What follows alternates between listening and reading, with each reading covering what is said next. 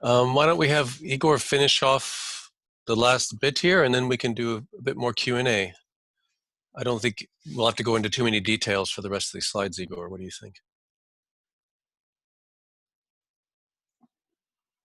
If you can unmute.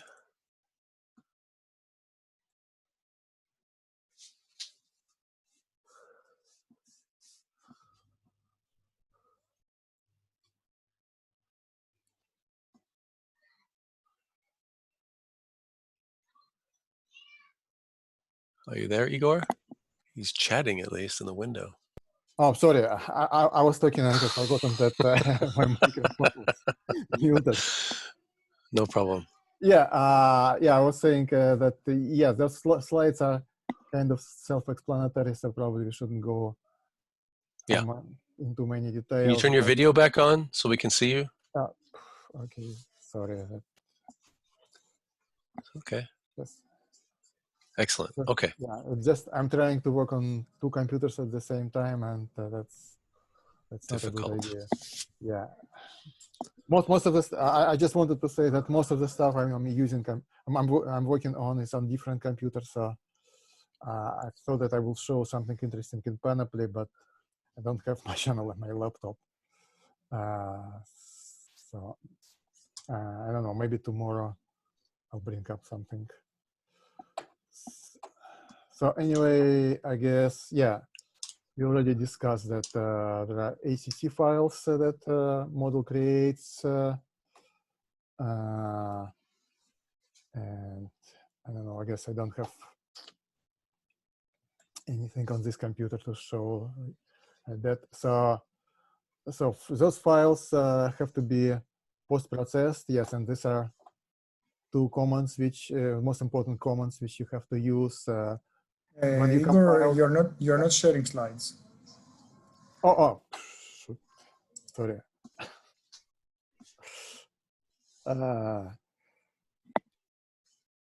Yeah. Okay. So these are ACC files, which basically are. Can you see it now? Yes. Yeah. Okay. So ACC files are produced by the model, and these are 2 important commands which you will be using to post-process them, and you compiled those when you compiled Diagnostics as an exercise before the start of this tutorial. At least you were recommended to do this in the instructions. So these are 2 commands that you have compiled, and what these commands do. Some files basically just averages several of ACC files. For example, if you want, you have monthly files that are created by the model. But for example, if you want to see annual averages, you just type some files and list all the ACC files for 1 year, and you will get this command will generate your annual average. It will be also called ACC file, but annual A and N, the year, and then ACC file. And you can also make this averages for several years. But that will still be a file in ACC format. And to create human readable files, you will need to process it with scale ACC. So you just, again, you execute this command in the form like scale ACC, then the name of the ACC file that you want to process, and then basically the type of diagnostics that you want to create. The simple way to run it is just say scale ACC, name of ACC file, and then tell all. All will create all the diagnostics that are available in ACC file. And that's basically what the next slide will describe.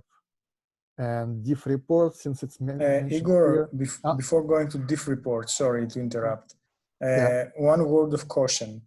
Some files, you need to be careful with some files, especially when you're using wildcards. If you you might be tempted to use wildcards like star2015.acc, and then some files will create everything it wants. The problem is that if you have run some files in the past, or you are changing the years, you might start picking up the annual files as well. So if you have, for example, 3 years of simulation with monthly data, and you create the annual file for each one of them, and then you say, now I want a 3-year mean, and you say some files star ACC, it will take both the monthly files and the annual files, and it will create something that is, who knows whether it is correct or not. So you need to be very careful with that. So I would advise you to do an LS of the things you are planning to use to give to some files if you're using wildcards, just to make sure that you take the files that you expect. Yeah, you should be normally very careful. I don't know, maybe there is some safeguard against ACC, because those some files, it's not completely like dump command. It kind of tries to guess what you are doing.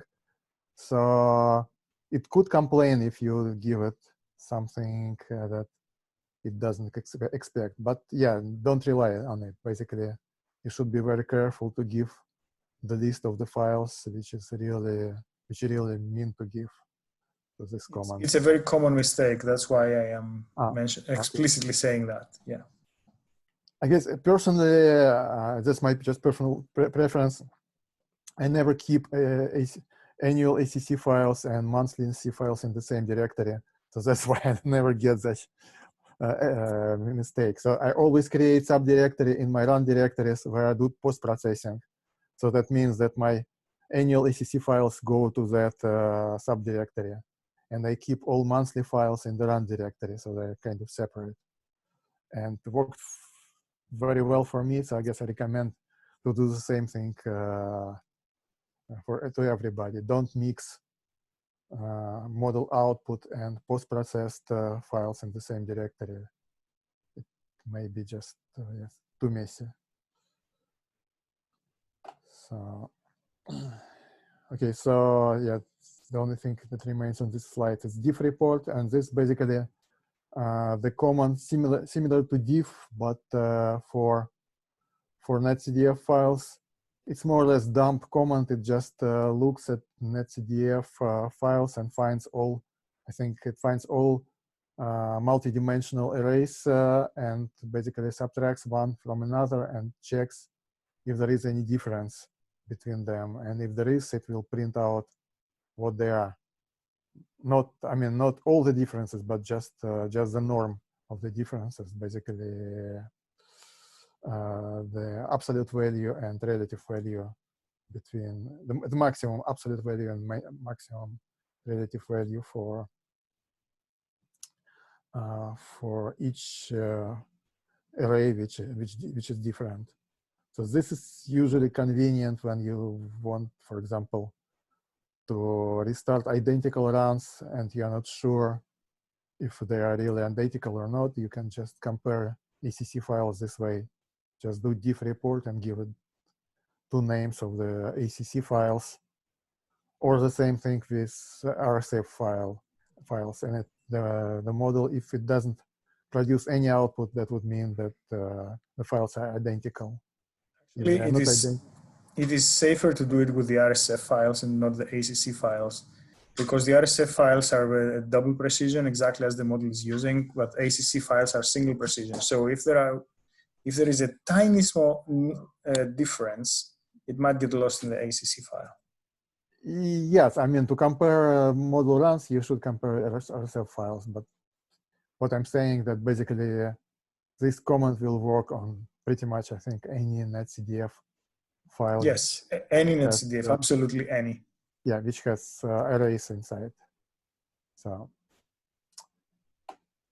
yes, and Panoply and NCView, those are just 2 recommended viewers that you can use for model output. And I see that Mike didn't put my A viewer here, but I guess nobody cares. The only thing I want to mention. The only thing I want to mention that if anybody who is listening to this tutorial is working on Discover, then A-Viewer is much faster and it's installed on Discover, so you can try it. You wouldn't get much from it, but if you want to look at the output quickly, it's one of the fastest options over slow or busy networks. So usually never try to use Panoply remotely. Panoply can only run on your local computer. No, I tried Panoply remotely occasionally, even over a fast connection. It's a disaster. It's not usable at all. Yeah, it just sends too many small packages between between client and servers. So it's not usable over the network. But it's the best, of course, viewer for NetCDF files, at least for our purposes. Okay, so now let's go to model output after it's been post-processed with scale ACC. This is a kind of files that you are getting. So those will be the files you will be getting will still have long names with run ID and everything inside them, but this long name will also contain this suffix which is specified here. So either AIJ, AJ, AJL, and so on. And those are big files. Just to give you an example, I think I still have, or I don't see window from Panoply, unfortunately. Yeah, just as an aside, I don't know if it's true, but I've heard that one of the few strengths of our model is that we have a lot of diagnostic output. It could also be a weakness because we have a lot of diagnostic output, as Igor will show you here. Actually, that was one of the things that I really liked when I came at GIS. You don't have to think in advance what type of output you want. It's there. Yeah, just to show you, give you an example of AIJ file. These are the diagnostics that you are getting. So if you open this file in Panoply, that's what we will see. Those are slightly duplicated because it also shows 1D output for each 2D diagnostic, but still, so you have to divide it by 2, the amount of data that you see. But still, it's difficult even to comprehend how many there are. But if you know what you're looking at, then it's really convenient. So basically, AIJ file contains all the 2-dimensional diagnostics that people ever were interested in and put into the model. AJ contain diagnostics, 1D diagnostics. Basically, it's like AIJ, but those are zonal averages, so they're averaged along the latitude. AJL, it's again zonal averages, but they also have vertical coordinate, so it's basically a vertical cross-section of your model. AGC, personally, I never even use it. Kostas, do you know what it is? I've never used it. I've used it. Yeah. It has things like the stream function in it. Maybe Chris has something more to add. Yeah, AGC has a lot of good stuff for if you're interested in dynamics and circulation things. People in the chat were asking about heat transport terms. You will find some of those in AGC. Otherwise, you'll have to calculate them with, like heat transport, for example.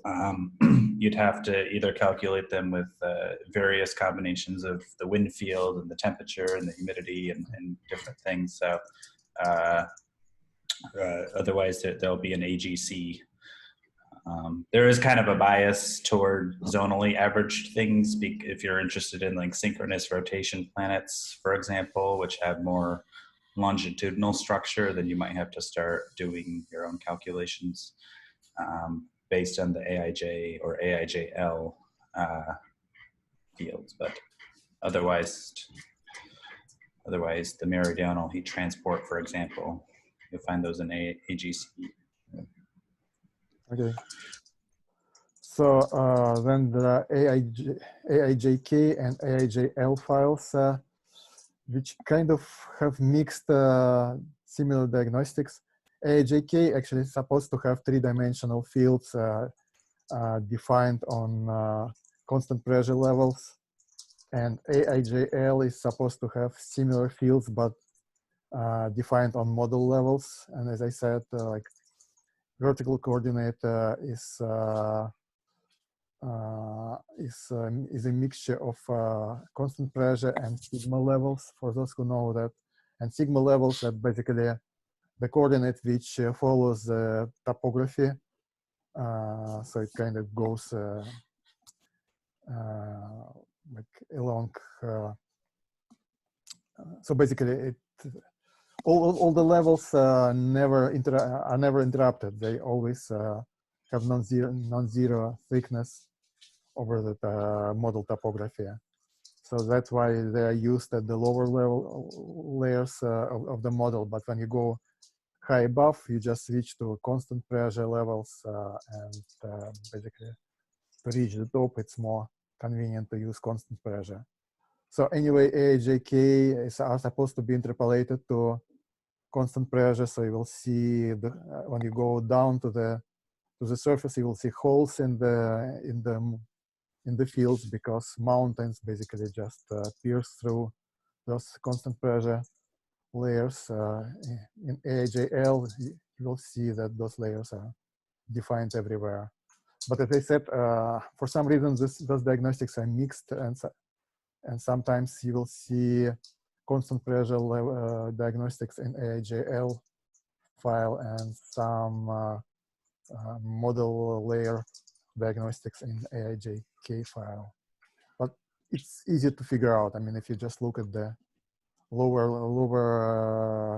layer, you will see if it's continuous, then it's model layer. If it has holes in it, then it's basically constant pressure diagnostic. Then OJL, it's similar vertical section of ocean arrays, ocean diagnostics. And IJL,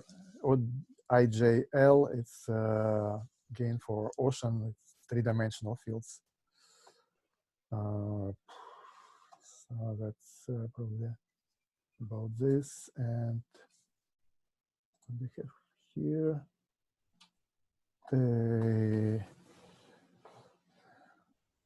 Yeah, I don't think you have to go through all these, Igor. Cool. Yeah, there are a lot of diagnostics I never even used. Yeah. So the important thing in those diagnostics to remember is that if they start with an A, or they have an A there, it is atmospheric diagnostics. If they have an O, it is ocean. If they have a T, it is tracers, meaning prognostic atmospheric composition. If there is an I, there is a longitude dimension. If there is a J, there is a latitude dimension. If there is an L, there is a model layer dimension. And if there is a K, there is a constant pressure dimension. And there are very few things that are not covered with this logic. Yeah, I guess we probably shouldn't go into any more details. Yeah, this like TAJL, TAIJ, TAIJL are sort of important diagnostics if you want to look at the tracers, because that's what we are looking at quite often. So everything else is kind of, yeah, depends on your problem, but I personally nearly never look at those.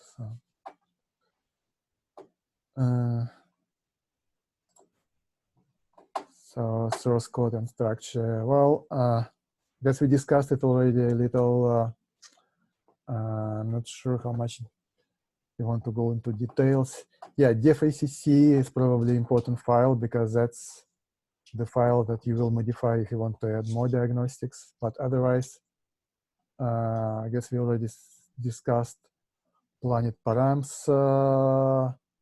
I don't think we need to show anything in constants mode. It's just constants that used by the model, unless you, for some reason, you want to change constants, but I don't know why. Well, one of the reasons would be, for example, if you want to use model hydrological cycle for something different, for example, switch from water to methane. It's not that easy as it sounds, but in theory, yes, you could try just to look at the all water constants and replace them by, say, methane constants and see what happens. For example, for Titan, but I don't think it will be that easy. But yeah, I mean, or if you suspect that some constants are not quite correct, I guess you can look at this file and see what's going on there. The typical structure of the file, well, at least it's old structure of the how model physics models are specified, and in model E or in the ROCKE-3D is that usually for each physics model you have certain kinds of file. You have files which have _com, files which have _drv, and files which have just the name of the model and no underscore something. And the file without this extra suffixes would be basically the file which describes the physics itself, and _com, it comes from the name of common block, which were used in old Fortran models and now were replaced by modules, but still basically these files are containers for the data. So they just describe and contain the arrays which are used by particular physics model. And the files with _drv, those are drivers. So basically they don't have much physics there. They just do kind of administrative work, like do loops over ij for column physics, do data exchange, collect data or distribute data somewhere, collect diagnostics, compute certain diagnostics if they're needed, and so forth.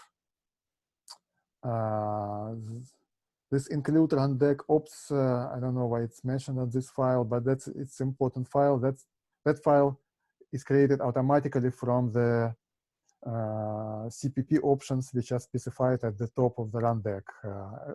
If you, well, I guess you were looking already at the run deck and you saw that there are some defined statements at the top of it.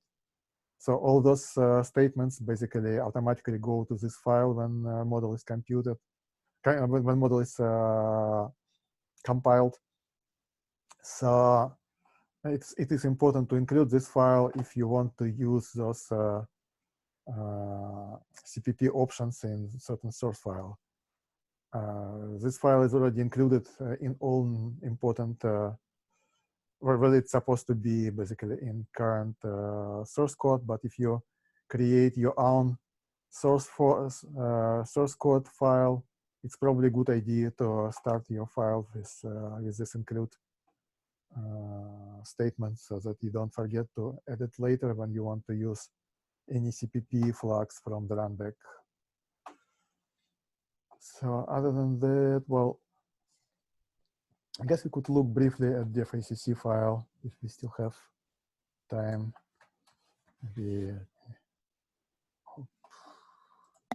Just a couple minutes, Igor, so we should give at least half hour for questions at the end here.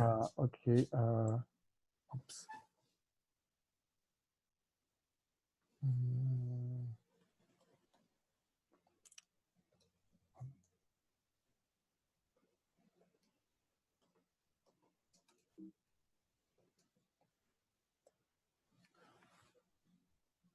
This looks better. Okay, let me see. Just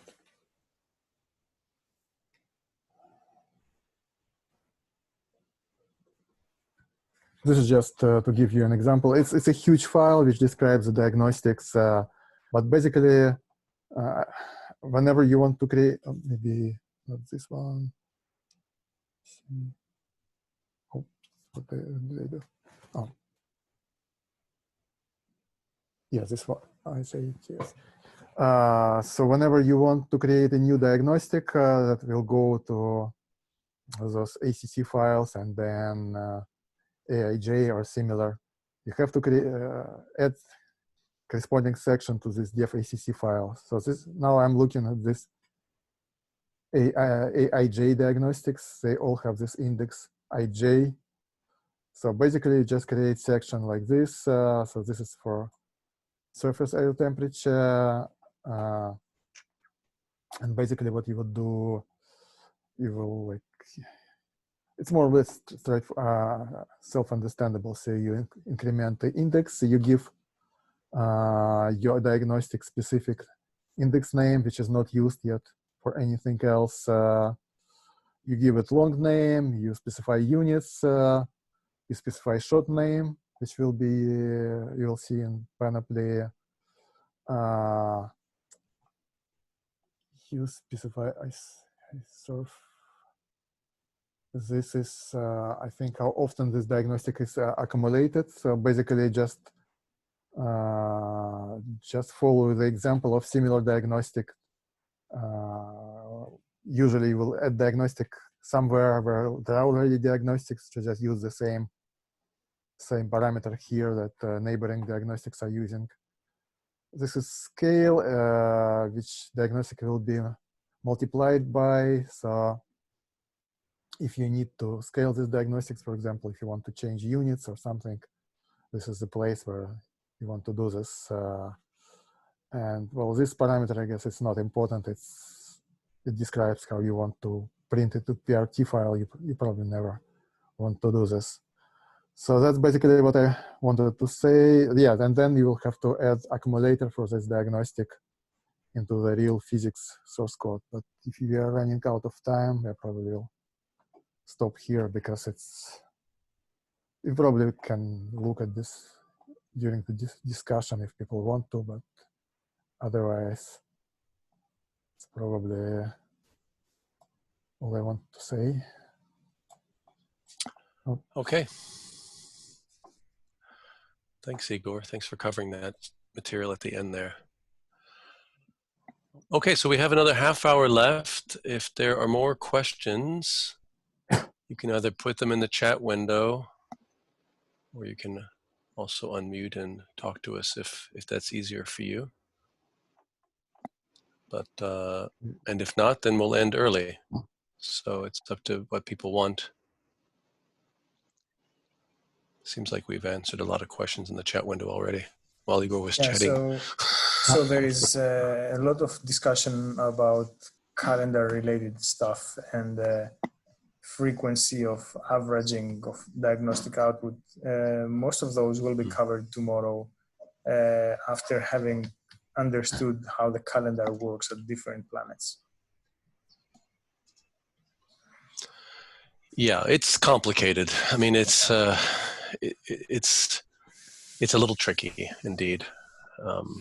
There are different ways to get the model to output the diagnostics in the frequency that you would like. Sometimes it's easy depending on what kind of orbital period you have, and sometimes it's hard because you have to use the sub-DD facility to subsample your monthly output. So we can sample down to the time step, basically down to 30-minute time steps if that's desired for a given diagnostic, but it's a little tricky. So there are some questions in the chat window. One is whether there is treatment of biology in the model.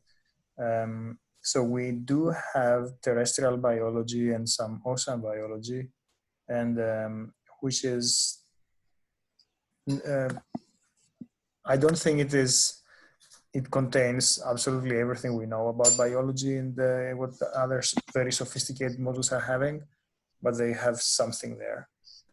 Whether you can port that to a different planet, I wouldn't try it without one of us, because it's a major undertaking, and I guess Igor can add to that if you want to say something. Well, I guess I can say only about terrestrial biology. I don't work much with ocean. Ocean biology is working for Earth, but I don't know actually what are the limitations. And most likely, if you deviate just a little, it will be already a problem. I know that even for Earth, and basically out of range salinity usually drives the ocean biology crazy. So you have to keep in mind that that basically you need to have salinity very close to Earth's ocean, probably the same with temperature or whichever parameter. Well, I guess, yes, temperature and salinity, so they should be close. For land biology, I know that it would crash if you have unrealistic CO2 condensation, or at least terrestrial biology does need CO2. I mean, if you set CO2 to 0, it will crash the model because basically there is no, the way it is formulated, there will be no solution for certain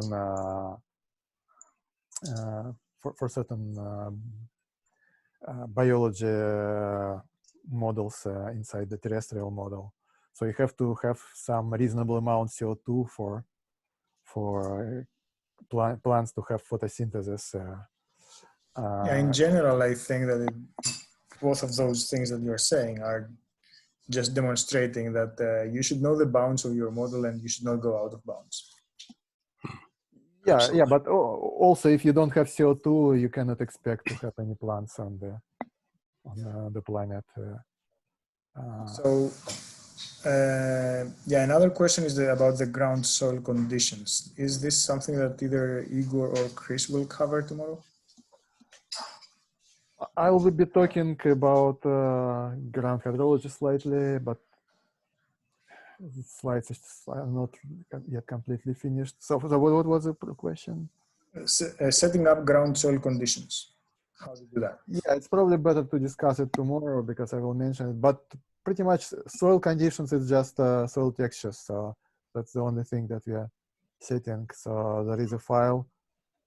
It's called soil. I think soil. Yeah. So It's basically, soil. yeah. So basically, it just specifies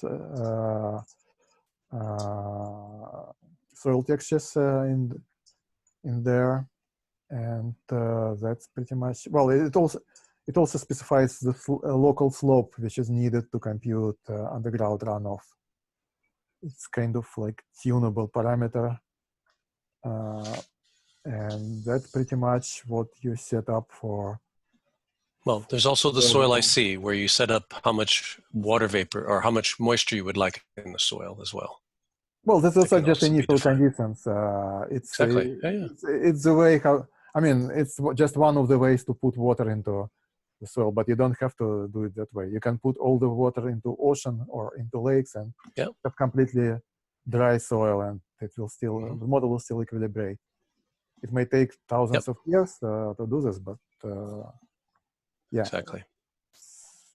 It's not necessary. So then we have a question about the vertical mixing in the ocean and tides. Tony, you want to say something about that? So how vertical mixing works in the ocean. And I know that we do not have tides in the planetary flavor, but you may want to elaborate more on that. So the vertical mixing in the ocean is we're using the most common vertical mixing scheme, which is KPP, that's used by most ocean model. We also have the option of I think in Planet 2, but probably in Planet 1 as well, of using our in-house vertical mixing scheme, which has been developed at GIS by our ocean mixing team, which is a bit more computationally expensive, but seems to bring more realistic detail. So that's a pre-processing option. As for the tides, Planet 1, I don't think we have. Yeah, I don't think we have the options for that. But Planet 2, I would have to look into it. Planet 2 might be able to. So for Planet 2, I know that the 4x5 ocean does not have tides, and the 1x1.25, we have disabled the tides because they are too heavily tuned towards Earth, and we don't want to have some prescribed tides on a planet that has different tidal forces applied to it. I don't know how easy it is to create a new tides file for a different planetary configuration, but the default ones have been disabled in Planet 2. So a lot of these tides are using read tables because it can be computationally expensive to calculate the tide. So if you're planning to do it for an ocean that's totally different from Earth, you might have to recompute these tables, and that's not something that's easy to do. But we have people that have been working in the team of Vittorio Canuto on implementing new tide models that we can put you in touch with. Well, the person asking the question is actually an oceanographer, so she might know how to do the tables herself. If I may quickly, there was another ocean-related question that came up by email asking us what are the units for salinity in our ocean initial condition file. And then we were saying these are weird units in our initial condition file. These are in the OIC file PSU divided by 1,000. So just to be careful when you're creating your ocean initial condition file, it's PSU divided by 1,000. And PSU is basically the same thing as a PPT part per 1,000. So 35 PSU means you have 35 kilogram of salts per 1,000 kilogram of seawater. But in this OIC file, it's PSU divided by 1,000. On the other side, in our diagnostic file, it's actually PSU. So if you look at the salinity in the AIJKL section of our diagnostic, this would be actual PSU. Thanks, Tony.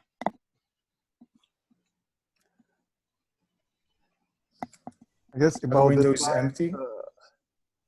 Yeah. Go ahead, Igor. Yeah, about the tides, Gary Russell was saying that the tides were implemented, and as I understood, those were interactive tides, but I'm not sure. Maybe they are too expensive to do. But then again, with Gary Russell, it's always when he's talking about the model, it may be not exactly the model that we are currently using, but his claim was that basically it's relatively easy just to specify whatever like gravitational conditions you have. I mean, whichever satellites or like or stars you have around, and the model should just pick it up. But I'm not sure how. I think that was an implementation that he did that we're not using, Igor. That he allowed all that. I don't think that's what Tony's talking about. It probably was modified later just to make it faster, so that this interactive computation was switched to like using the tables. But that's probably one thing that we will be looking anyway into. So maybe it will be available at least in version 3, I would say. I'm not sure.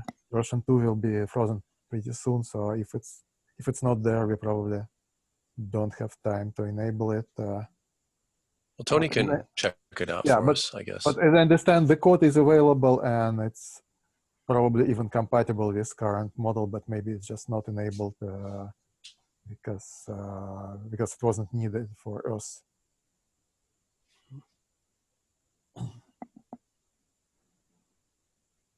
Yeah, Tony, do you have anything to add to that? No, I'll check with Gary for more directly for the tide, what we can expect in version 2 and 3 of our planet. Okay.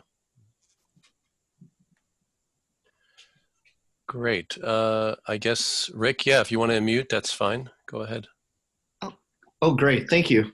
I didn't want to type this all out because it's more of a philosophy sort of question. I'm familiar with the model, and it seems that in the 2017 paper, you talk about, having timescales that reach equilibrium on the order of decades to centuries. And the model seems to have, a coarse resolution where you wouldn't really resolve a lot of dynamical things such as like gravity waves and eddy momentum flux transfer, but yet you have convection parameterized in there. So I'm wondering what you think the model's capabilities are of doing sort of dynamical effects of maybe years timescales in the atmosphere. That's a lot. I'm sorry. So there is,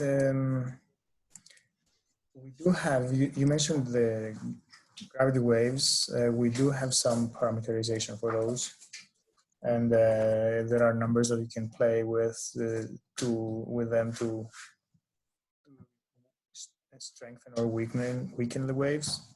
And then for the timescales that you are thinking, for the events you're thinking of short timescales of years, let's say you're thinking maybe of QBO.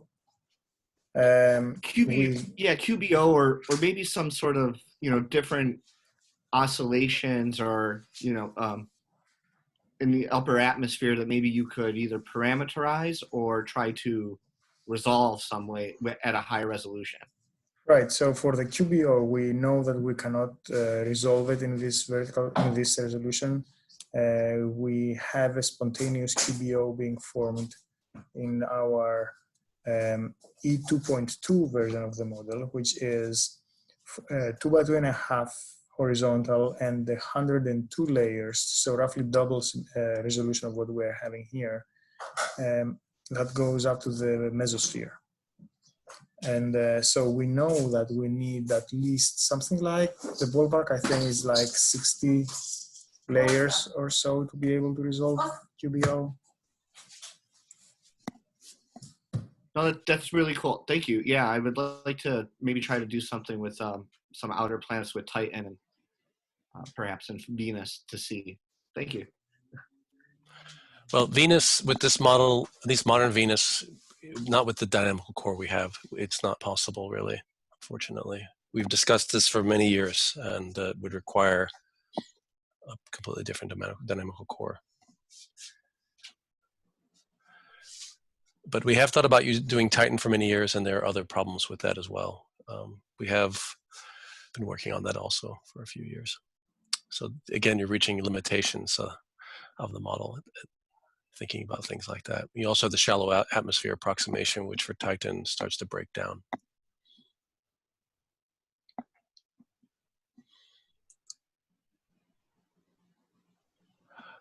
Okay. Any other questions?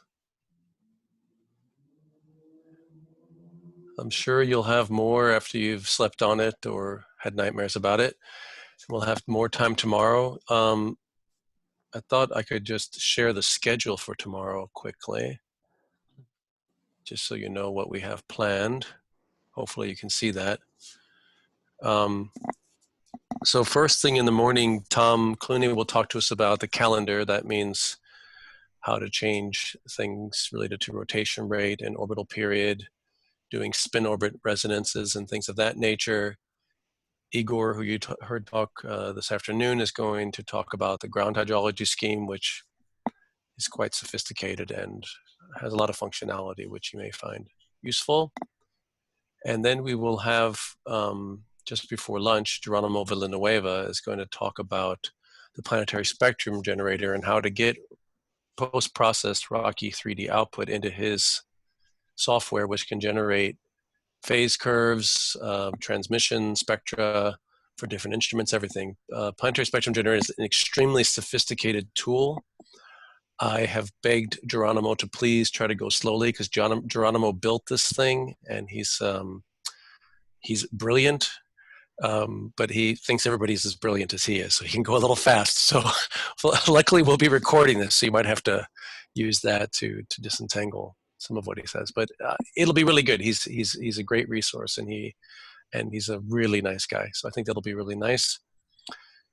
And then, as I say, after lunch, we'll have Chris Kolos go through how to create a new planet, some documentation he's put together, and then we'll just have Q&A for the rest of the day. And if some things end earlier, we'll move the schedule up a bit. But that's kind of the plan for tomorrow. Again, hopefully with enough breaks to keep you all energized. One of the things to keep in mind for tomorrow is that we want you to leave this tutorial understanding and knowing what steps to take to simulate your own planet. So bring your personal questions, bring your the problems that you envision you will be seeing in your own project, rather than trying to figure out something generic. It's okay to ask very specifics. You say, I have this planet that is probably habitable that nobody has simulated. I want to simulate it, and these are my ideas. And how do I do it? It's the right venue to ask those questions, because it's the only time that we will be available for you to all the three of us at the same time to answer those questions. Everything else will be over email, and email can be slow at times, especially these times. So it's the right time to ask those questions tomorrow. Yeah, and keep in mind what we said in the very beginning about what this model is good for, because if you start asking us about how Jupiter's, the answer is going to be no, no, no. These are easy answers. And also there are limitations. Oh, actually, another person who's going to talk tomorrow, I didn't put that in here, is Eric Wolf. He's our radiation person, and he will talk about the limits of the radiation in the model, which are strict. So we cannot do really close inner edge studies, because there are limitations there in terms of what the radiation tables are built for. We have plans to extend that, and Eric might talk about that a little bit tomorrow. But there are different layers of limitations in this model, and you'll find out as you ask questions. The more questions you ask, the more limitations we can inform you about. Mike, can I just mention for my talk, I'm going to be kind of doing an interactive example with a run deck, and so I have some input files that you may need for topography, and the actual run deck I'll be using as well, which is based on one of Mike's ProxB runs that he published. So for those, I have those in slide 74, I believe. I think it's the second link. If you want to sort of follow along tomorrow, I assume we should do another reminder before my actual talk, before lunch, for example, because I think there's probably a lot of people that have left already. But maybe just download those files beforehand and set them up in appropriate paths. Just following the run deck, I just have some input files with a path to one of my directories. But if you do want to follow along with that example, then download those before my talk. Absolutely. I think that'll be really useful for many of you. As Chris was saying, it'll be very interactive, and you'll really understand how to build your own planet in a sense. So, okay.